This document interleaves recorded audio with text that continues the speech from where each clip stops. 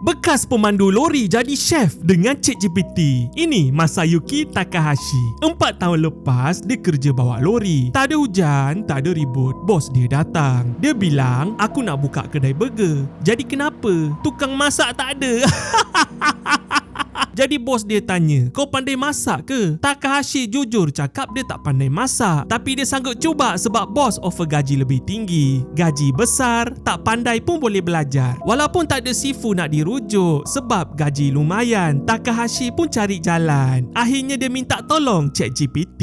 ChatGPT Plus. Takahashi jadikan ChatGPT tempat bincang resepi. Dia tanya bukan-bukan sampailah dia terjumpa formula gabungkan daging lembu dengan tofu. Bila kedai burger ni buka, boom, kedai dia viral. Sampai TV Jepun datang buat liputan nak korek rahsia kejayaan. Nah, sekali terbongkar, tukang masaknya bekas pemandu lori yang tak pandai masak yang belajar dari ChatGPT. Takahashi jujur bagi tahu semua. Malah depan wartawan tu juga Takahashi tunjuk cara buat menu baru. Dalam masa 16 saat, ChatGPT recommend buat burger cendawan. Dah lulus ujian, terus cari supplier cendawan, terus post iklan burger cendawan. Moral of the story-nya apa? Komen di bawah.